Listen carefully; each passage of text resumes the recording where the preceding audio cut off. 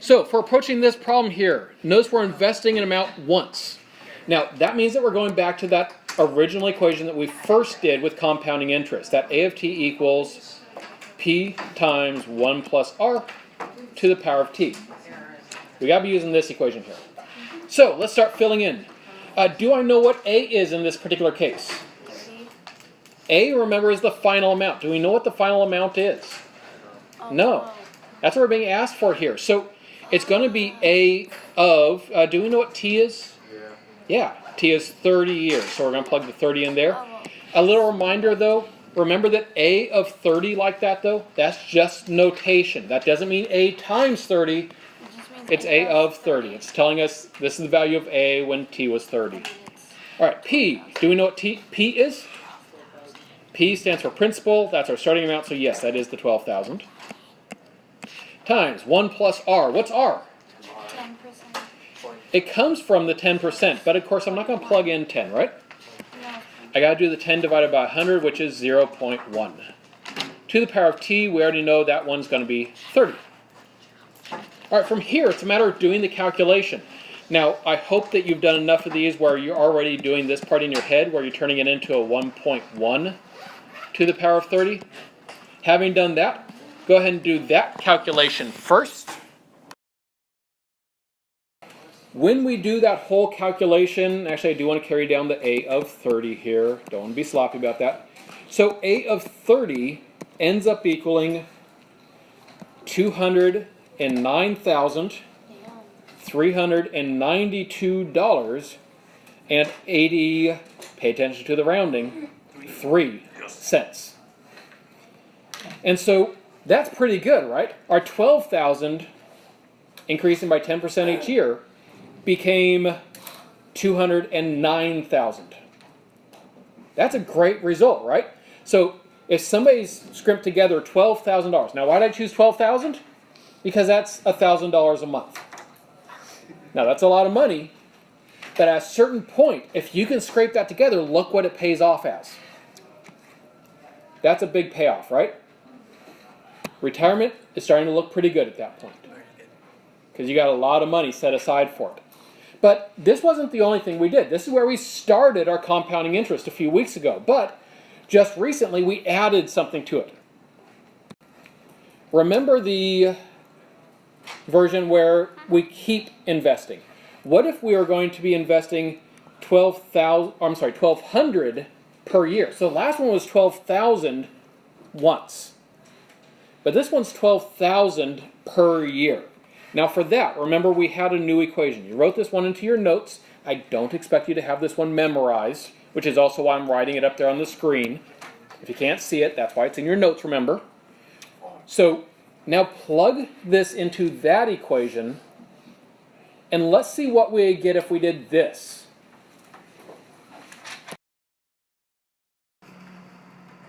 Now when you just plug it all into that equation, this is what it should be looking like. So then it's a matter of going ahead and doing the calculations now. Now when I'm doing these calculations, I do the stuff that I can do in my head quick and easy first. So like I can do the 1 plus the 0.1, so I did that. And of course I can do 30 plus 1 as well.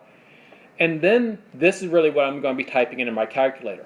Now when you put this in your calculator, remember order of operations, we want to do the exponent first, so we're going to do 1.1 to the power of 31. And then you're going to do the subtraction up here. And then once you have that number, divide it by the 0.1. And then finally, after doing all of that stuff inside the big parentheses, the last thing you're going to do is multiply it by the 1200. Now when you do all of those calculations, you should get an answer here of $217,132.11. So in the last problem, remember we ended up in the last one getting an answer that was just slightly less than this. So the numbers were actually fairly close after 30 years. But the first one required that you be able to save up $1,000 a month for a year. That sounds really daunting though, right? How much would you have to save up per month in this case?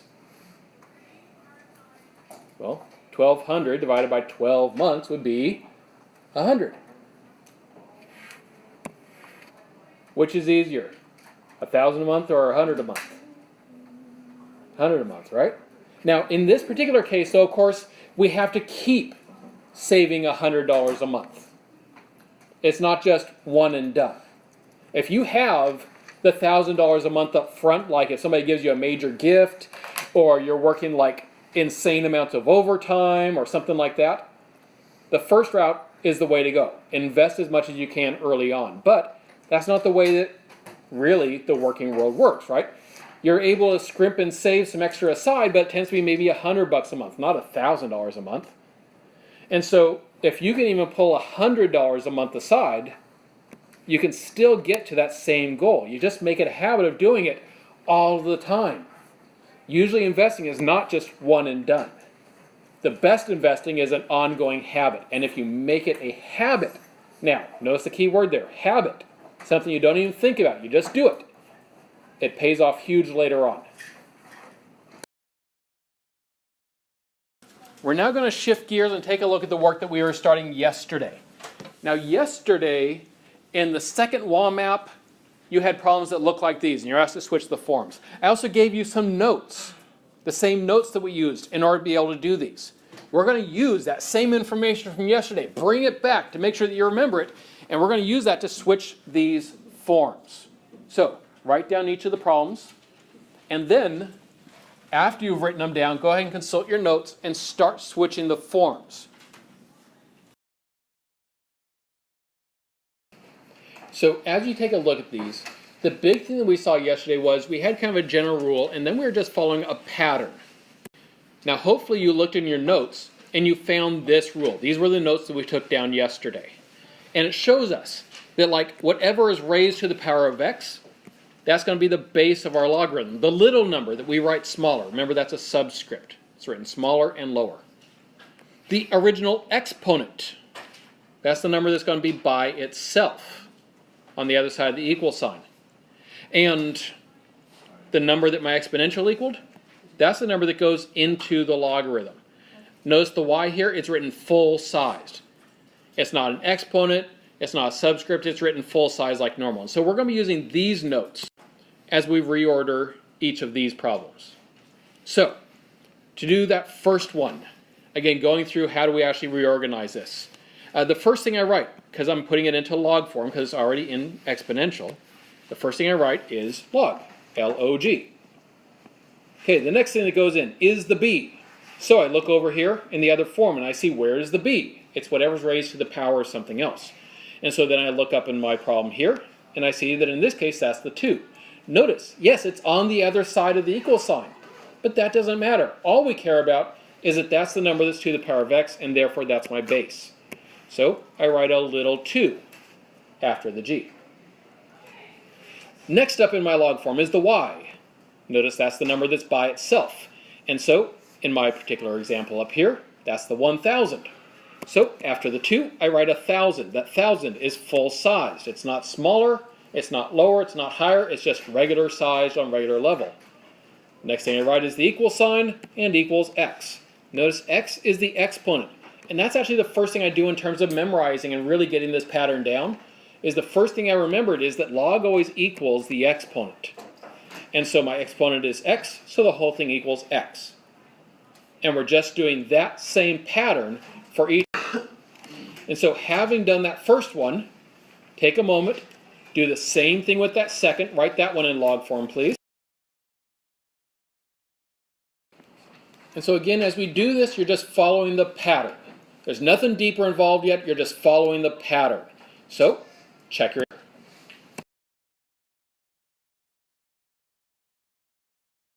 All right, next up, we're going to head over here to log base 3 of 81 equals 4. We're going to change that now into exponential form. Okay, so that means that we're basically going from here over to here. We're going backwards now. So, I look to see what do I write first in my exponential form. That's the b. Notice where the b appears. That's our base. That's the small number. So, in this case, that's going to be the 3. So the first thing I write down is I do 3. The next thing I write in my exponential is going to be an exponent. It's going to be 3 to the power of something. Well, remember, log always equals the exponent. So whatever my log is set equal to, that's my exponent. So it's going to be 3 to the power of 4. Next thing is the equal sign. So it's equal to. Now, process of elimination could actually tell you what the other number is, right? It must be the one we haven't used yet. It's the 81. But you can also see why. Why? It's the number that is the big number in the logarithm. And so having done that one, repeat the process, change that last one also into exponential form, please.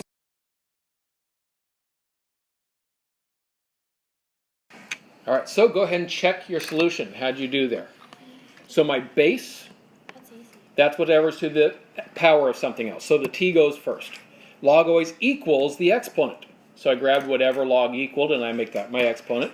And it equals, well, whatever I haven't used yet. And so that equals the p.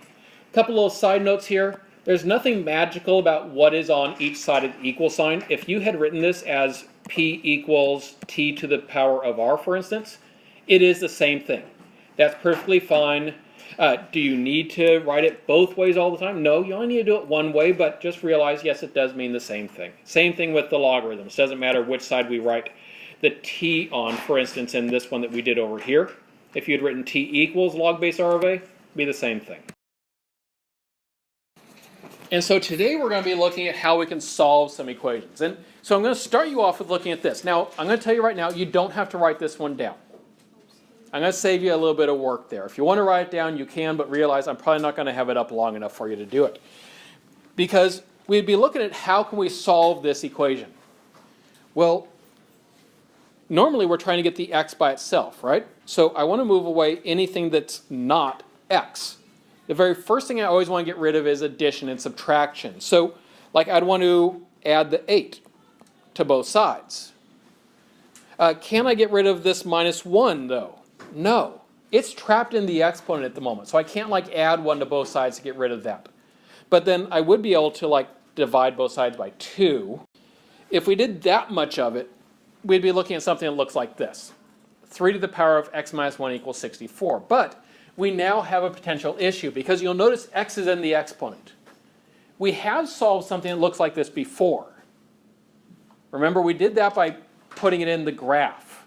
We had to graph y equals 3 to the power of x minus 1. And then we'd have to graph y equals 64, and we'd have to be looking to see where they intersect. And we'd basically, in this kind of a problem, have to hope and pray that it's actually going to be a nice, pretty number. Because if it's at a decimal, how are we going to be able to tell exactly where that's supposed to be, right? And in fact, in this case, it is a decimal. I'm going to show you here what all the algebraic work would look like, but realize this is about the hardest one that you might see. So don't worry, we're not going to be starting with solving something quite this complex yet. But this is how that work would look. Now you're going to notice something popping up in the work here that we haven't seen before. You notice this log in there. We haven't ever seen that in our algebra before. But we have been using log in switching forms, right? And in fact, if we took that same pattern that you've just been practicing on the previous set and switched this exponential into logarithmic form, you would get that.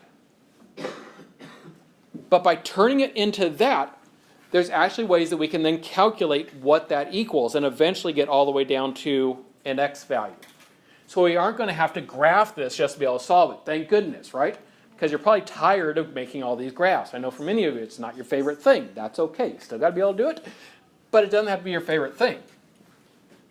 So what we want to do is we want to build up enough skills so that I can give you this problem like in a week from now. And you can be like, oh yeah, I can solve that. That's easy now. So we got to work up to it. In order to get there, the first thing you need to know is that in order to solve for an exponent, we use a logarithm.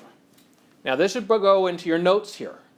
In fact, if I were you, I'd write it in the same place where I wrote the logarithm rule that we took down earlier. And yes, this is the same rule as what you wrote down earlier. It's just a different order. It's just different wording. But yes, it is the exact same rule.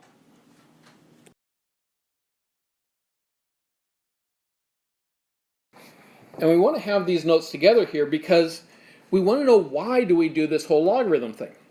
Because yesterday I just gave you the rule and said follow the pattern. Today we start seeing why this thing exists. By being able to follow that pattern, we can write an exponential and a logarithm, and that allows us to then solve it. And that's the big idea behind logarithms, is they allow us to solve an exponential that we couldn't have otherwise solved. Let's go ahead and put that into action. Let's see how we can do it, first of all, without having to rely on our calculators. Then we'll get into how we can actually use the calculators. So, write down this problem. And so, in order to do this, really we're going to start by switching the form around. Because if I want to figure out what the log equals, I can rewrite it as an exponential. So if I follow my pattern, it's always the base goes first, and then that's to the power of something. Now remember, the exponent is always what log equals. So in this case, that's x. And that equals 81. Well, I wrote it in this form because we're relying on doing it without a calculator. And this particular one, I can now look at it and figure out what would that be without having to rely on a calculator. Because you know, 9 to the power of what does equal 81? 2. What number would I have to put here? 2. Exactly. Because remember, 9 squared 81. is 81. So we can know that x equals 2. But the cool thing is that this also shows us what a logarithm really means when we write this. When you see log base 9 of 81, what it's really meaning is 9 to the power of what equals 81. It's telling us what an exponent is. So those two statements are the same thing. That's really what it's saying as we take a look at these logarithms. It's telling us the exponent that would be needed. Having seen an example, go ahead and figure out what would each of these two be. All right. So as you take a look at each of these, yes, if you want to write it first in exponential form, by all means do so. Like this first one would become 5 to the power of x equals 25. Or you could just look at it and say, I know this means 5 to the power of what equals 25. Either way you do it, though, you should be able to figure out that x would equal 2. Because 5 squared is 25. If you put down an answer of 5 there, you are thinking 5 times 5 is 25, which is good. But remember that since we're talking about the exponent, we're saying how many times do I multiply 5 by itself to get this. And so if I take a look at this next one then, 8 to the power of what would equal 8? Well, that of course is just 8 times itself once. That's just 8. And so there x does equal 1, yes.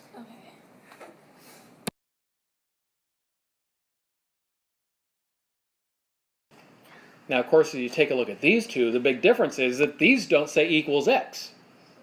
How can we do it? Well, remember, I can still read my logarithm like we were talking about. I can still read this as 2 to the power of what would equal 8. All right, so to figure this first one out, it's 2 to the power of what equals 8. Now, some of you might have seen that enough times where you got memorized. But if not, 2 times 2 is 4. Times 2 is 8. Okay, so how many 2's did I need to make 8? 3. And so then the answer here then is 3. All right, now for this last one, log base 4 of 1. That one is saying, of course, 4 to the power of what would equal 1.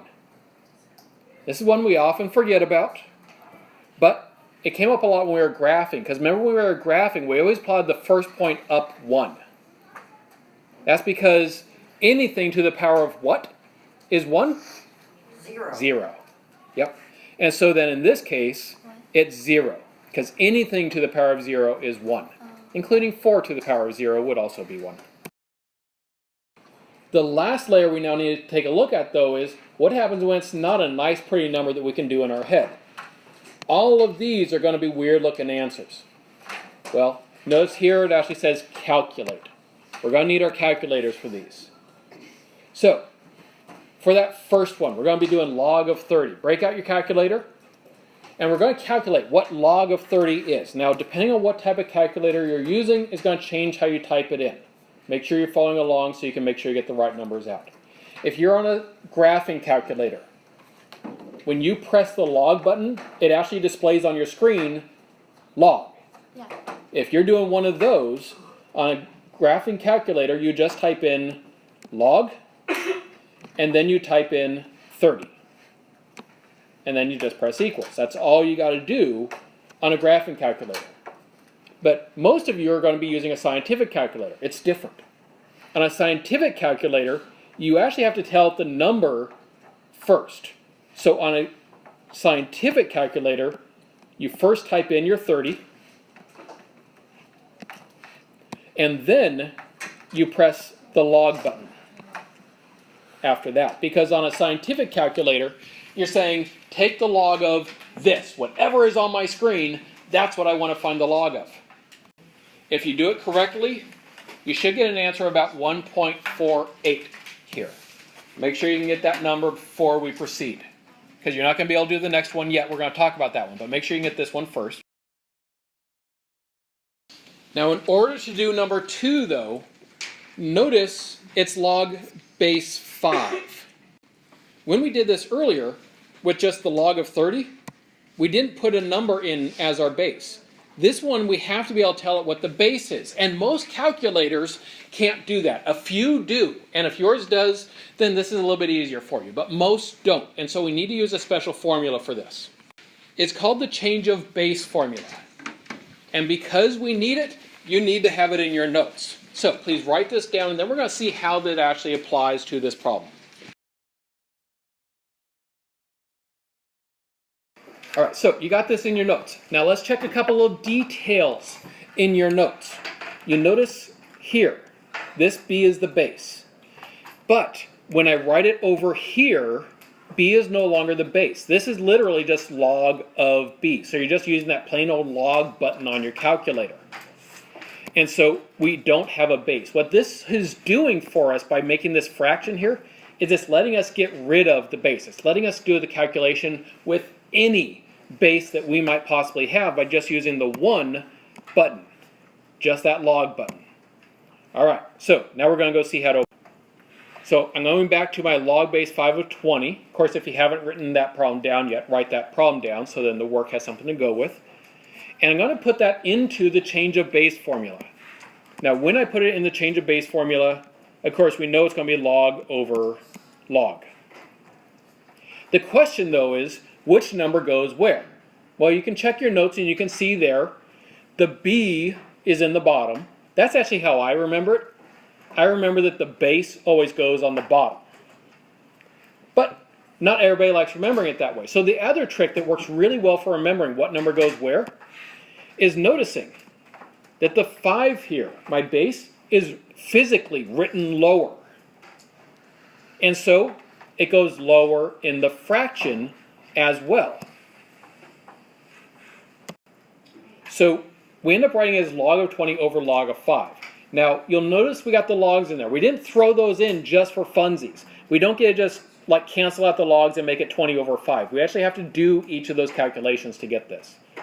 So now we got to talk, how do you do it in your calculator? If you're doing this on a graphing calculator, your life's a little bit easier for you. You would type in log 20.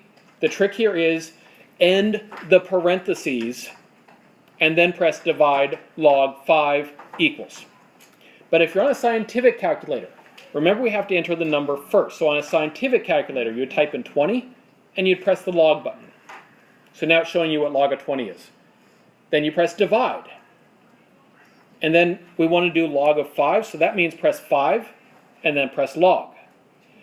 But when you do that, when you press 5 log, the number that's showing on your calculator is the log of 5. You still have to press the equal button to tell it to do the division.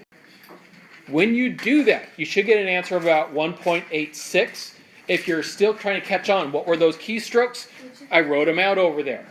So make sure you can get that number, and then once you do the other 3 problems, please go ahead and calculate each of those.